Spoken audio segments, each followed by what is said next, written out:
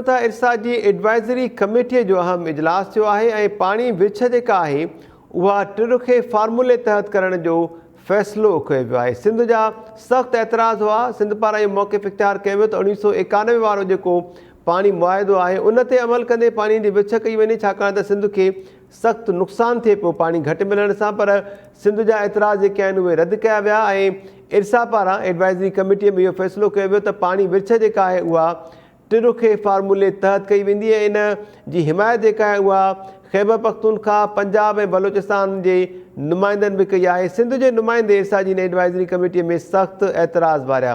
वॾे वज़ीर सैयद मुराद अली शाह पारां इहो मौक़िफ़ इख़्तियार कयो वियो त 1991 वाटर अकार्ड जेको आहे इहो मामिलो CCI में जेतोणीकि हलंदड़ आहे, पर गुज़िरियल 1.5-2 सालनि खां वठी इहो मामिलो जेको आहे CCI जी एजेंडा में शामिल न कयो वियो आहे। इरसा चेयरमैन इहो जवाबु ॾियाराए त इहो मामिलो छाकाणि त CCI में आहे त इन करे 1991 जेको वाटर अकार्ड आहे उन ते अमल न कयो वेंदो ऐं टिरुखे फार्मूले तहत पाणीअ जी विछ थींदी।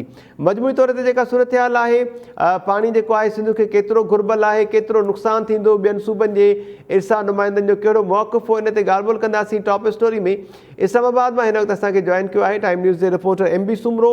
कोशिशि कयूं पिया पाणी माहिर इदरीस राजपूत ऐं इरसा तर्जुमान ख़ालिद राणा सां बि इन मामले ते ॻाल्हि ॿोल करे सघूं। MB सुमरो, अपडेट कजो इरसा जी एडवाइज़री कमेटी जो जेको इजलास थियो, मजमूई तौर ते कहिड़ा फ़ैसिला थिया, सिंध पारां कहिड़ा एतिराज़ जेके आहिनि कहिड़नि मामलनि ते उहे उथारिया विया? जी, हिकु त ही जेको ख़रीफ़ सीज़न आहे उहा ख़रीफ़ सीज़न पहिरीं अप्रैल खां शुरू थी चुकी आहे। हूअं थींदो ईअं आहे त सीज़न शुरू थियण खां हिकु ॾींहुं पहिरियां इरसा जी एडवाइज़री कमेटी सूबनि विच में पाणी जी विच करे छॾींदी आहे, पर हिन भेरे कोरोना जे हिन वबा जे करे इस्लामाबाद में इरसा खे बंदि कयो वियो ऐं इन करे लॻभॻि 8 ॾींहं बाद में सीज़न शुरू थियण खां पोइ कल्ह एडवाइज़री कमेटी जो इजलास थियो आहे। इन में 2 अहम शयूं साम्हूं आयूं आहिनि। हिकु त जेको पुराणो हिकिड़ो सिंध सूबे जो एतिराज़ रहियो आहे त जेका पाणी जी विच आहे सूबनि में उहा पाणी ठाह जे पहिरां 2 तहत थियणु खपे, पर काल्ह बि सिंध जे उन मुतालबे खे रद्द कयो वियो। इहो चई रद्द कयो वियो त इहो मामिलो CCI में ज़ेर गौर आहे। हालांकि अव्हांखे ॿुधायां त अटार्नी जनरल जी सरबराही में कमेटी ठही हुई। अटार्नी जनरल उन हवाले सां रिपोर्ट बि CCI में पेश करे चुको आहे, जंहिंमें सिंध जे मौक़िफ़ खे दुरुस्त करार ॾिनो वियो हो ऐं इहो चयो वियो हो त पहिरां 2 तहत पाणी जी तक़सीम। ठीकु आहे MB सुमरो, इरसा तर्जुमान जेके आहिनि ख़ालिद राणा साहब हिन वक़्तु उन्हनि बि असांखे जॉइन कयो आहे, उन्हनि सां बि ॻाल्हि ॿोल कयूं था ऐं अव्हां खां बि वधीक अपडेट्स वठंदासीं। अस्सलाम वालेकुम ख़ालिद राणा साहब। जी खालिद साहब, आप लाइन पे हैं? अस्सलाम वालेकुम राणा साहब। जी खालिद राणा साहब, आप लाइन पे हैं? जी खालिद राणा साहब अस्सलाम वालेकुम, आप लाइन पे हैं?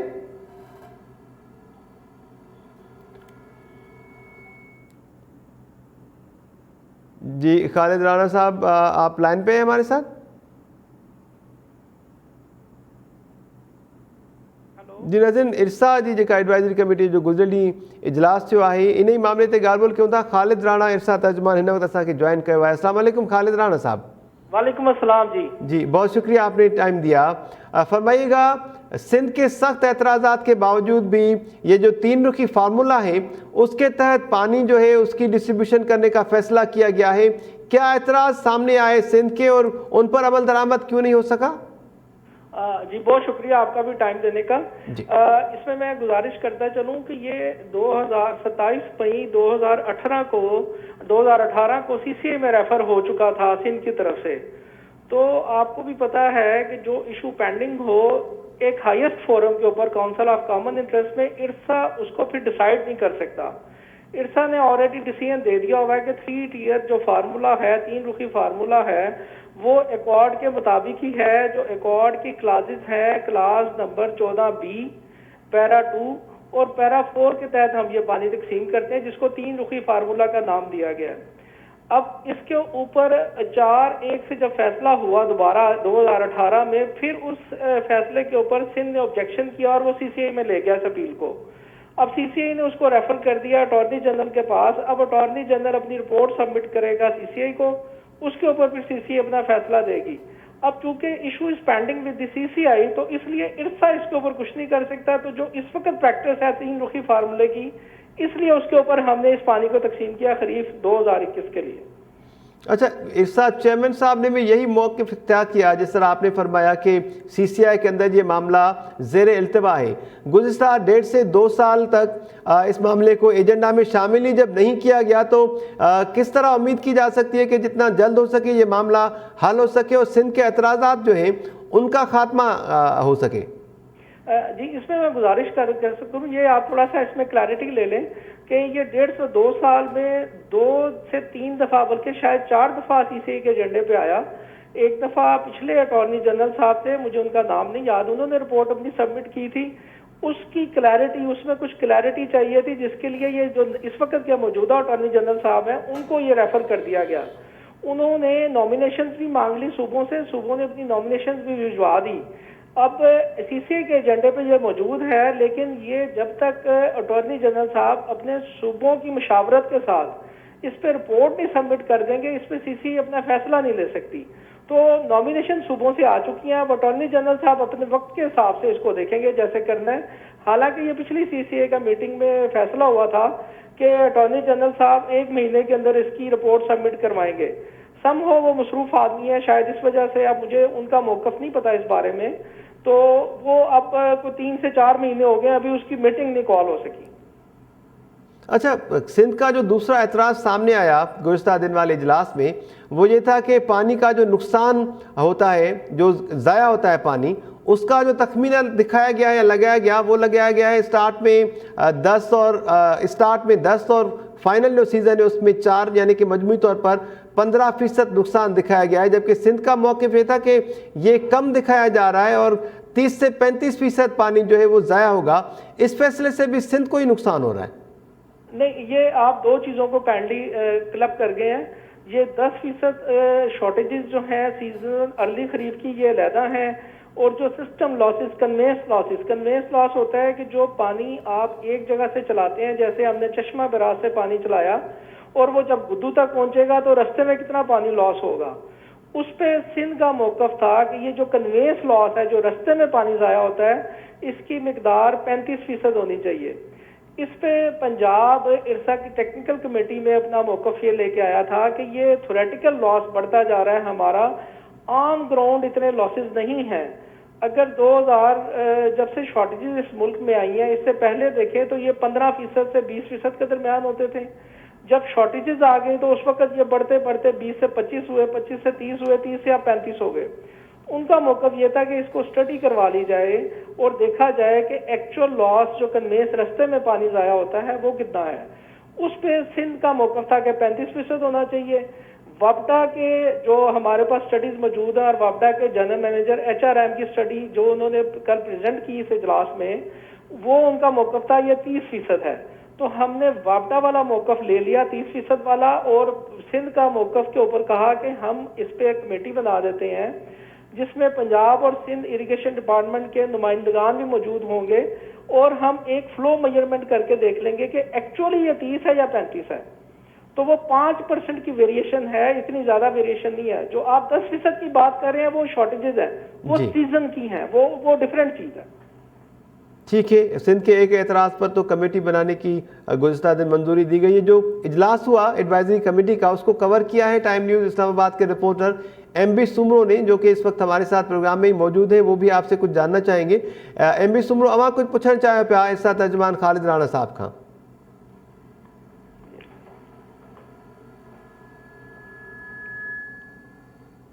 जी MB सुमरो, अवां कुछ पुछण चाहियो पिया इरसा तर्जमान ख़ालिद राणा साहब खां?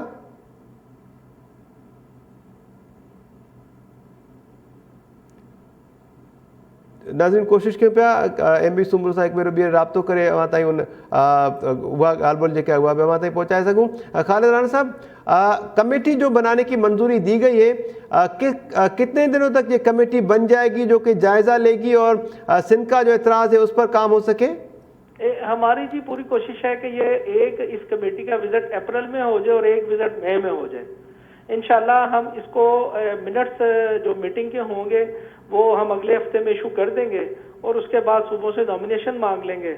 इंशाल्लाह हम अप्रैल के एंड में और मई के मिड में इस कमेटी का विजिट भी करवा देंगे इंशाल्लाह। अच्छा, रिवायती तौर पर इजलास जो है इरसा की एडवाइजरी कमेटी का, वो सीज़न जब शुरू होता है उससे एक दिन पहले या कुछ दिन पहले होना लाजमी होता है। इस दफ़ा इजलास जो है वो कोई एक हफ्ता 10 दिन लेट शुरू हुआ है, इसकी कोई ख़ास वजह है खालिद राणा साहब?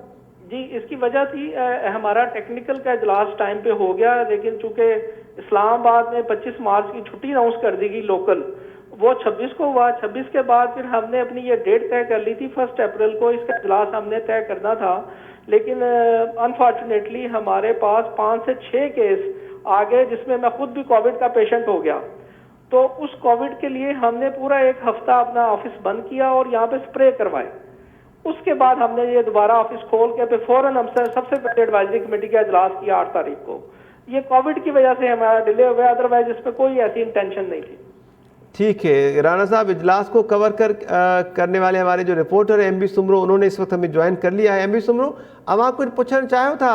इरसा तर्जमान खालिद राणा साहब असां सां लाइन ते ही मौजूद आहिनि। जी, मैं खालिद साहब से ये पूछना चाह रहा हूँ कि खालिद साहब, आप जानते हैं कि जब CCI ने अटॉर्नी जनरल की सरबराही में कमेटी बनाई थी, उन्होंने CCI में अपनी रिपोर्ट भी पेश की थी। उनमें कहा गया था कि पानी की डिस्ट्रीब्यूशन जो है पैरा 2 के तहत होनी चाहिए, मगर क्योंकि फिर एक और कमेटी बनाई गई जिसको सिंध के CM ने भी मान लिया, तो वो हालांकि बहुत बड़े अरसे के बाद सिंध के मौक़िफ़ को इंडोर्स किया गया था। तो अटॉर्नी जनरल तो पहले रिपोर्ट दे चुके हैं कि पैरा 2 के तहत डिस्ट्रीब्यूशन होनी चाहिए। क्या आप उस अटॉर्नी जनरल की रिपोर्ट को नहीं मानते?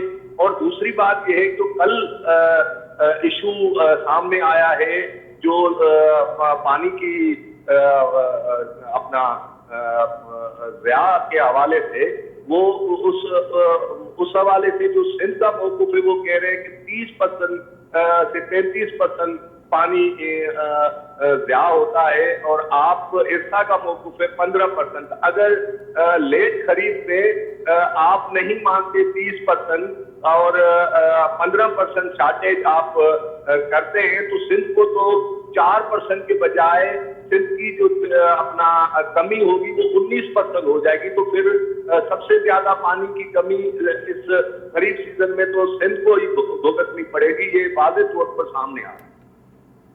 जी, मैं इसमें गुजारिश कर दूं, आपके 2 सवाल हैं। पहली वाली बात मैंने अपने पहले भी मैंने आपको बताया कि अटॉर्नी जनरल साहब ने जो पिछले वाले थे उन्होंने एक रिपोर्ट सबमिट कर दी थी। उसमें बिल्कुल आप ये काइंडली देख लें कि उसमें पैरा 2 पे पानी की तकसीम का डिसीजन नहीं है। उन्होंने कहा था पिछली रिपोर्ट में कि पहले आप एक्सपर्ट्स की एक कमेटी बनाएं जो ये देखें कि अब दस्तयाब पानी कितना है, क्योंकि अब डैम्स में सेडिमेंटेशन हो चुकी, डैम्स में स्टोरेज की गुंजाइश कम हो चुकी, उसको मद्देनजर रखें। फिर आपको क्लाइमेट चेंज के इम्पैक्ट्स आ रहे हैं, उसको मद्देनजर रख के देखें कि अब आपके पास दरियाओं में पानी की मिकदार कितनी है। उन सारी चीज़ों को देखते हुए, एक्सपर्ट ओपिनियन देखते हुए, उसके बाद आप तय करेंगे कि पानी की तकसीम किस तरह होगी।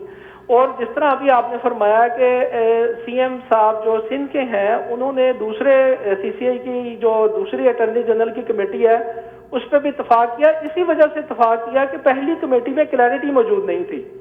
अगर पहली कमेटी में ये सारी बातें क्लियर कट बता दी जाती और ये सारे को एक्सेप्टेबल होती, तो फिर हमें दूसरी कमेटी CCI को बनाने की जरूरत ही नहीं थी। अगर CM साहब ने दूसरी कमेटी को भी एग्री किया है तो इट मीन्स के सिंध भी समझता है कि पहली वाली जो कमेटी है उसमें क्लैरिटी मौजूद नहीं है। जहां तक आप 35% की बात कर रहे हैं कि इरसा का मौकफ भी 35% ही है, ये मैं आपको क्लियर कट बता रहा हूँ। पहले भी मैंने बताया है कि सिर्फ पंजाब का मौकफ है कि ये 15 से 20% से ज्यादा नहीं होने चाहिए।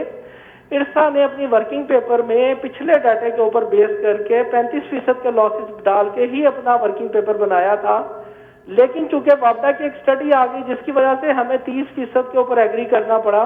वापडा के पास सारे स्टैटिस्टिक्स मौजूद थे, इसलिए हमने वो 30% पे आए हैं। इरसा का मौकफ भी 35% का ही था और वो हमने 35% के हिसाब से ही अपना वर्किंग पेपर बनाया था। ठीक है, बहुत बहुत शुक्रिया आपका खालिद राणा साहब टाइम न्यूज़ से बात करने के लिए। नाज़रीन, इरसा जो मौक़िफ़ जेको आहे उहो अवां ताईं पहुचायो। सही इन मामले ते ॻाल्हि ॿोल कयूं था। MB सुमरो बि असां टेलीफोन लाइन ते MB हाणे इहो थोरो वाज़े कयो असांजे नाज़रीन जे लाइ त 1991 जो जेको वाटर रिकॉर्ड आहे, पुराणो मुआहिदो आहे, उन ते त अमल दरामद न पियो थिए। सिंध जा शदीद एतिराज़ आहिनि त नुक़सानु थिए पियो। टिरुखी फार्मूले ते पाणी विछ करण जो जेको फ़ैसिलो साम्हूं आयो आहे, टिरुखी फार्मूलो छा आहे ऐं उन सां सिंध खे केतिरो नुक़सानु थिए पियो? ॾिसो, इहो जेको फार्मूलो आहे उनजो बुनियादी आहे त इन में सिर्फ़ु 2 सूबनि खे शार्टेज में हिसेदार कयो वेंदो आहे। उन में पंजाब ऐं सिंध शार्टेज में हिसेदार हूंदी आहे।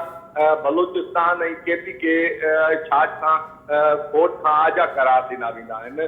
त पोइ जेको बर्डन आहे उहो डायरेक्ट मतिलबु सिंध ते इलाही अची वेंदो आहे। ॿियो जॾहिं पैरा 2 जे बजाए 3 टीयर्स ते थिए थो त उन में पाणी जो डिस्ट्रीब्यूशन में पंजाब खे थोरो वधीक फ़ाइदो पवे थो। त हाणे हिन मामले में छो त जेको 3 टीयर फार्मूलो हुयो उहो हिकिड़ी कमेटी जे इजलास में आयो, उनखे हिकिड़ी रवायत बणाए अॻिते वधायो पियो वञे। त इहो माना मुसलसिल सिंध सूबो हिन ते एतिराज़ करे पियो। असल में छा आहे त जॾहिं वोटिंग थिए थी, छो त बलोचिस्तान सूबो ऐं KPK सूबे खे इन 3 टीयर कोर्ट मां आजो करार ॾिनो वञे थो त उहे छो त पंजाब इन ते ज़ोर ॾींदो आहे त पोइ 2 सूबा हिकिड़े पासे थी था वञनि ऐं सिंध हिकिड़े पासे थी थो वञे। इन करे अक्सरियत राय ते सां उहो डिस्ट्रीब्यूशन थी वञे। त हिकु त पाणी तहत जॾहिं इहो थियो हुयो तॾहिं बि सिंध खे इन पाणी ते इलाही एतिराज़ हुआ, खोड़ सारा एतिराज़ वारिया विया हुआ। पर उन खां पोइ हाणे सिंध मुसलसिल इहो चवे पई त घटि में घटि इन ते त अमल कयो, पर उहो बि असर कोर्ट ते न ॾिठो वियो आहे। हींअर जेको खालिद साहब चयो त पंजाब इहो तस्लीम करण जे लाइ तयारु न आहे त इंडस ज़ून में जेको पाणी जेको लासिस आहे उहा 35% थिए थी। त मतिलबु हिकिड़ो पंजाब सिर्फ़ु मौक़ुफ़ थिए थो। हालांकि सिंध जो मौक़ुफ़ आहे त 1972 खां वठी टिल डेट ते इहो लासिस जो हिकिड़ो पैटर्न हलंदो आयो आहे, पर पंजाब उनखे मञण जे लाइ तयारु न आहे। हिकिड़ो पंजाब नथो मञे। बक़ौल खालिद साहब जे त उन इरसा जो बि मौक़ुफ़ इहो आहे त 35% इंडस ज़ून में पाणी लासिस थिए थो। त पोइ कल्ह ईस्ट एडवाइजरी कमेटी में इरसा इन मामले ते हिकिड़े पंजाब जे मौक़ुफ़ ते कमेटी कीअं ठाही आहे त इन्हनि जेको पाणी लासिस आहे इन ते जांच थींदी, इन ते कमेटी तय कंदी त इहो लासिस एतिरा थियनि था या नथा थियनि। मतिलबु हिकिड़ो पंजाब एतिरो इम्पोर्टेंट आहे, बाक़ी सूबा न आहिनि। त इहो जेको पंजाब जी जेका इरसा में वधीक ॿुधी थी वञे या उनजो जेको असर पंजाब जो घणो हलंदो रहियो आहे, इन शइ खे ख़तमु करण जी ज़रूरत आहे। बिल्कुलु MB, जीअं अवां ॿुधायो पिया त पंजाब जे ई मुतालबे ते कमेटी ठाहिण जो गुज़िरियल ॾींहुं फ़ैसिलो थियो ऐं जॾहिं वरी इन वाले सां मिनट्स साम्हूं ईंदा, ॿियनि सूबनि जा मौक़िफ़ वरितो वेंदो, उन खां पोइ उहा कमेटी जेका आहे इन्हनि मामलनि जो जाइज़ो वठंदी। वॾे वज़ीर सिंध सैयद मुराद अली शाह अॼु बि इन उमेद जो इज़हार कयो त ईंदड़ जेको इजलास थींदो एडवाइज़री कमेटीअ जो, उन में खेनि उमेद आहे त 1991 वारो जेको पाणी ठाह आहे उनखे एड्रेस कयो वेंदो ऐं उन सां गॾो गॾु पाणीअ जो जेको ज़्यान थिए थो, जेको नुक़सानु आहे, जंहिंमें घटि फिगर्स ॾेखारिया विया, उन में बि सिंध जे मौक़िफ़ ते अमल थींदो ऐं उन ते गौर वीचार कयो वेंदो। इरसा चेयरमैन केतिरी ख़ातिरी कराई आहे इन मामले ॾी, छाकाणि त गुज़िरियल 1.5 सालनि खां वठी जेतोणीकि इहो मामिलो CCI में आहे, गैर मुफ़ादनि वारी काउंसिल में, पर उते इन मामले खे एजेंडा में शामिल ई न कयो वियो आहे, इन ते का ॻाल्हि ॿोल ई न पई थिए। ॾिसो, हींअर एडवाइजरी कमेटी उमूमन ईअं थींदो आहे त जॾहिं पाणी जी विर्छ थींदी आहे तॾहिं ई थींदी आहे। हाणे जॾहिं वरी रबी जी सीज़न ईंदी त एडवाइजरी कमेटी जो तॾहिं इजलास थींदो, या पोइ हंगामी सूरत हाल पैदा थी वञे पाणीअ जे मामले ते उनजी रिव्यू करण जी ज़रूरत पवे त तॾहिं एडवाइजरी कमेटी जो इजलास थींदो। बाक़ी हींअर जेको इरसा जो चेयरमैन आहे उहो छो त इरसा में चेयरमैन जो उहिदो रोटेशन ते आहे। हींअर इरसा जो चेयरमैन पंजाब जो मेंबर राव खालिद साहब आहे ऐं उहो पंजाब जो ॾिघे अरसे खां वठी इरसा में केस विढ़ंदो रहियो आहे ऐं ॾिघे अरसे खां हू पंजाब जो हिस्सा में मेंबर आहे। त हाणे ही जेको मामिलो आहे इहो CCI में आहे त इरसाद डायरेक्ट CCI खे कुझु नथी चई सघे।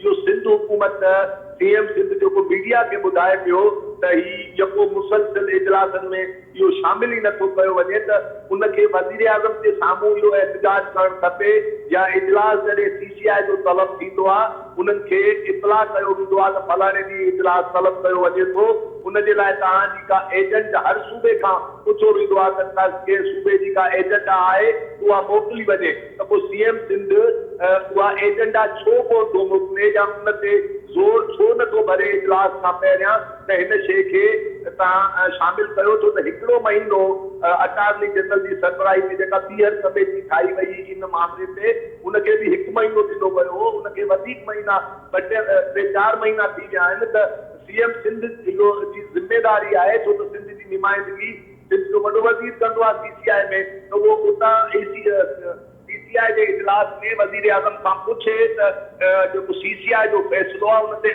अमल दरामद छो नथो थिए, इहो 1 महीने में रिपोर्ट छो न आई आहे त इहो मीडिया खे ॿुधाइण सां कुझु न आहे। ठीकु आहे। CCI में केस विढ़णु मुअसिर अंदाज़ सां केस विढ़ण ऐं सिंध जा जेके जाइज़ हक़ आहिनि हाणे जेका ॿ ॾींहं पहिरियां जेका CCI जो इजलास थियो आहे उन में आइन जे आर्टिकल 58 ते बि कमेटी ठाराए आया आहिनि ऐं आइन जे आर्टिकल 172 जी क्लास 3 ते बि कमेटी ठाराया आहिनि। हाणे उहो आइन जा 2 आर्टिकल इहो था चवनि त जेको गैस सूबो पैदा कंदो उनजो इस्तेमाल ते बि पहिरियों हक़ हूंदो ऐं ॿियो आर्टिकल इहो थो चवे त जेको गैस जे बि सूबे में पैदा थींदी उनजो गैस जी MP सुमरो ठीकु आहे, वॾी महिरबानी अवां जी। नाज़रीन ॻाल्हि ॿोल कईसीं त इरसा जी एडवाइज़री कमेटीअ में पाणी विछ जेका आहे उहा टिरुखे फार्मूले तहत करण जो फ़ैसिलो कयो वियो, जेतोणीकि सिंध पारां शदीद मुतालबो कयो वियो त 1991 वारो जेको वाटर अकार्ड आहे पाणी मुआहिदो उन ते अमल दरामद कयो वञे, उन तहत ई पाणी विछ कई वञे। टिरुखे फार्मूले सां सिंध खे तमामु घणो नुक़सानु थिए पियो ऐं ॿियो सिंध जो मुतालबो इहो त पाणी ज़ाया थियण वारो जेको काथो लॻायो वियो आहे ॿुधाए पियो वञे 10 खां 15 सैकड़ो पाणी जेको आहे मजमूई तौर ते 30 खां